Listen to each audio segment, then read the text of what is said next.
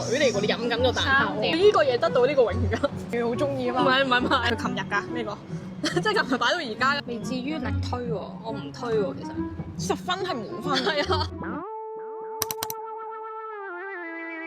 自古以嚟，香港蛋撻界都有兩大勢力，唔知大家中意食牛油皮多啲定係酥皮呢？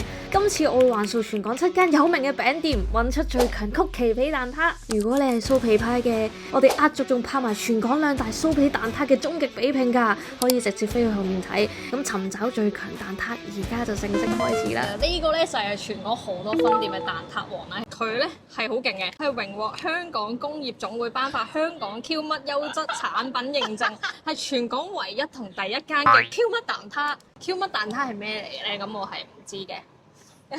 做咩啊？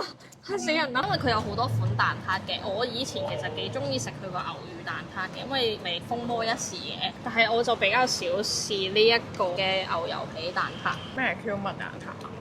我唔知啊。呢個係一個榮譽嚟㗎，我想問佢呢個嘢得到呢個榮譽㗎？你好中意啊嘛？唔係。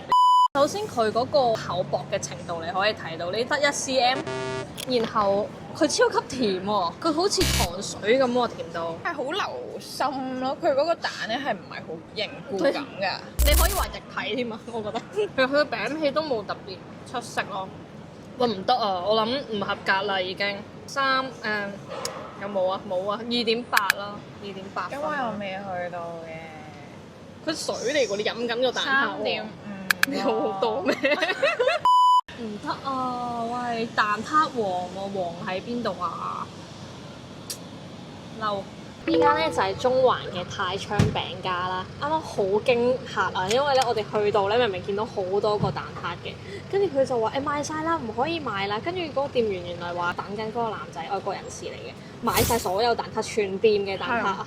跟住之後我哋就好驚，我哋咁幾時有下一輪啊咁樣？跟住佢話問我哋要幾多個啦，我哋要1個啫。佢就話咁我唔再焗啦咁樣啦。跟住好彩嗰個外國人士咧就又讓咗1個蛋撻俾我哋咋，跟住好彩試到。所以大家如果想食嘅話咧，早啲嚟。我覺得幾好食啊，但係真係有啲甜，但係佢個蛋係好滑咯。好熱喎！係啊，同埋佢又熱啦，跟住嗰個皮同個蛋都好食，但係個調味個蛋嘅調味有啲甜。佢呢個應該係啱啱整完啦，所以佢係有半熟嘅感覺咯。呢個係啊，好滑咯，同埋佢個蛋個皮唔會好厚，又好脆口，跟住又可以做到好鬆快嘅感覺，我覺得係幾高分喎呢個。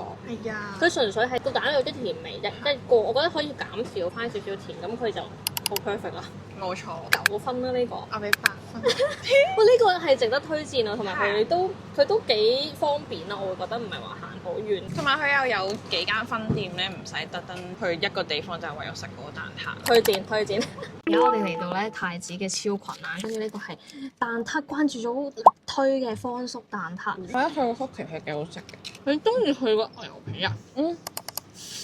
你覺得太厚？佢味道嚟講係好食嘅，但係佢有啲太多啊！即係佢，我覺得蛋撻嚟蛋先係重點啊嘛，佢係配角嚟噶嘛。但係我食落去佢係主角咯，佢係厚啲嘅，即係佢冇睇到 balance 得好好咯。睇下呢度。個曲奇皮就有少少搶咗 focus 啦，但可能有人係中意食個皮多啲啦。同埋佢蛋香唔係好明顯，都冇話特別滑咯，但係佢絕對合格嘅，即係普通口痕想食個蛋撻。我覺得一個人好難食到一個喎，好漏啊，因為可能佢個皮太多啦。有個太淡牛油味。係啊，即係你食完喺個口度咧，係會黐住個牙添咯。5.5分啦呢個，未至於力推喎，我唔推喎其實。10分係滿分。係啊。你以一個整體嘅蛋撻嚟講，佢唔會係一個高分嘅蛋撻咯。佢只係所有嘢都合格。你覺得幾多分？好普通嘅牛油皮係6分咯，其實合格多1分嘅。好，我哋下一間啦。呢個咧就係 The One Bakery 啦，呢個係 Best 推介嘅蛋撻。呢個咧佢有加啲鹹味落去咧，就冇咁我流咯，覺得反而。佢個蛋可以再多啲，佢個蛋好食喎。佢都係唔係超級皮薄嗰種咯。係啊，但係佢餡靚嘅。如果佢個蛋再多啲，我會覺得係加分好多咯。呢個好食過，係呢個好，係啊，係呢個好食啲，同埋佢個蛋冇咁甜啊，但係真係好味嘅蛋咯。我係未至於超級高分嘅，可能7.5咯，我會俾呢個。但係呢個我可以一個人食晒咯。 6.5咯。呢嚟到灣仔嘅快樂麵包啦，佢已經屹立咗喺灣仔半世紀咁耐㗎啦。佢係有賣酥皮蛋撻同牛油皮蛋撻嘅，佢暖暖地喎，仲要唔係凍冰冰嘅喎。佢唔係新鮮出爐咯，但係佢有一路熱煮咧，但係嗰啲蛋都冇好乾，跟住佢個蛋皮液咁喎入邊。係啊，佢個皮有啲做到有啲脆啦，呢個邊位。佢主要係適中咯，我覺得佢兩樣嘢都。係啊，跟住又鬆化，佢又有唔會得好少蛋好厚皮啦，我覺得佢跟住個蛋又滑喎，暫時我哋食過個蛋同個皮最 balance 嘅一個咯，我覺得。佢呢個好食喎，但係。死咗我揞太咗，揞太噶咯喎！哇，我呢個俾好高分，你留返啖佢仲有咁，佢有9分喎，佢真係有9分喎。目前為止最你都係9分啊？係啊。呢個推薦大家嚟食，如果中意食酥皮嘅都可以試埋佢嘅酥皮蛋撻。嗯。而家我哋嚟到呢個咧就係泰安樓嘅金華啦，跟住佢係被譽為港島必食5間其中一間。我覺得佢個皮咧係我而家目前為止食過最中意，但係個蛋咧都係得好少啦，唔知佢唔係新鮮出爐，所以佢縮咗啊，定係點？咁我冇諗咁好食喎。係啊，個餅係好食咯。嗯。如果佢個蛋或者可能佢新鮮出爐咧，就會好好多。佢係完全係 mix 咗又鬆化又有牛油味，但係又唔黐牙。餅係鬆化得嚟咧，唔會太油膩，即係一食完成口油嗰種。我好唔中意佢個蛋入面少啊，係超少。到底係因為佢縮水定係佢本身就咁少咧？如果佢以成個蛋撻嚟講，我會俾7.9至8.3呢個位嘅。我會俾8分。唔知係咪要早啲等佢出爐，即係要撞正佢啱啱出爐，佢就會達到8.5至9分呢個位置啦。咁但係我係推薦大家嚟食嘅喎。如果喺港島嘅話，係可以嚟。我哋終於嚟到喺上環文咸東街嘅希利餅店啦！我哋打咗3次電話過去㗎啦，之前跟住佢都話冇蛋撻，唔知係賣晒定係點啦。跟住今日嚟終於有啦！呢個老闆咧係手製曲奇咗40幾年㗎啦，跟住所以咧佢淨係有曲奇皮蛋撻嘅，佢係冇酥皮蛋撻。佢本身一罐罐嘅曲奇咧係話可以冚得過嗰珍妮曲奇添啊！所以而家好期待，佢已經食咗一半啦。係我試下迅速先點啊食咗？你覺得？我覺得曲奇皮好食啊！即係佢加分位係個曲奇皮好好食啊！佢勁香牛油味，佢係咁多間入邊最好食嘅。個皮好食喎，真係，同埋佢係有脆嘅感覺，但係佢一入到去又會鬆化到咯。嗰個蛋嘅厚度啦，同埋個皮嘅厚度，我覺得係適中喎，即係佢唔會話個皮好厚，跟住搞到食唔到好多蛋咯，係淨係有啲甜啫，個蛋又唔係唔好食嘅。正常一般。係咯，我會俾8分咧。我8.3啦呢個。而家咧我就拍晒我中意食嘅香港街頭小食比拼啦！大家之後有冇啲咩香港嘅嘢食比拼想睇咧？可以留言話俾我聽。我係 Chilam，拜拜。我哋而家咧就嚟到深水埗嘅金源茶餐廳啦。佢係啱啱出爐㗎，我哋咁啱撞正，一嚟到鋪頭門口就話過嚟等一陣啦。講緊佢個酥皮先，酥皮係真係好多層，一咬落去咧係好似嗰啲酥皮湯嗰啲酥皮咁。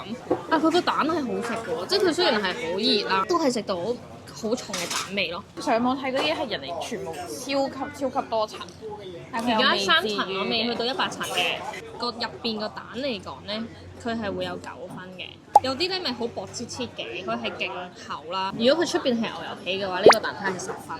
係啊，冇錯。係啦，只係我哋唔係好中意食酥皮啫。所以如果真係中意食酥皮嘅話咧，你呢間應該就會中意啦。而家咧呢個咧就係金源茶餐廳隔離嘅新華啦。佢呢個好明顯係厚好多，然後中間個蛋係少好多咯。我係仲買埋佢嘅牛油皮蛋撻嘅。跟住呢間係有牛油皮，我好開心咯。我其實期待緊個牛油皮多啲。哇！呢個好食啲喎，真係㗎，酥皮熱辣辣嘅喎，而家都仲係。呢個係鬆化好多咯。我覺得個酥皮係新華好食啲嘅，但係個蛋我覺得質素差唔多喎，即係冇話邊個好食啲嘅。唔錯喎。呢個仲要平1蚊啊！如果價錢嚟講，揀呢間係啦，性價比好啲。咁你試埋個牛油皮蛋撻先，佢好明顯摸上手咧係凍啲，同埋咧好似好少人買啊，所以係咪可能擺咗好耐？因為我見到佢個蛋咧有啲乾水咁樣。點解佢個蛋同啱啱個酥皮蛋撻個蛋唔同嘅？咩嚟㗎呢啲？係啊，佢個皮係超級無敵硬啦，即係唔係有牛油味嗰種皮啊，佢好似一嚿餅乾啊！而家呢嚿嘢係。一個餅乾添咯，然後入邊個蛋係，我唔知佢係真係冇人買定係佢琴日㗎呢個，即係琴日擺到而家㗎，個蛋係乾水到咧，係完全冇嗰個好濕潤。呢個擺咗1個鐘咯，可能。唔係一日啦，我會話48小時啊！呢個嘢係1.5分啦，呢一個牛油皮蛋撻。跟住啱啱個酥皮，因為我覺得啱啱金源咧係9分㗎嘛。佢呢度個酥皮係好食啲嘅，跟住個蛋都係一樣咁好食，所以我就覺得應該9.2分啦呢個。所以推薦新華，價錢都係平啲，所以牛油皮蛋撻就嘥氣，牛油皮蛋拜拜。撻。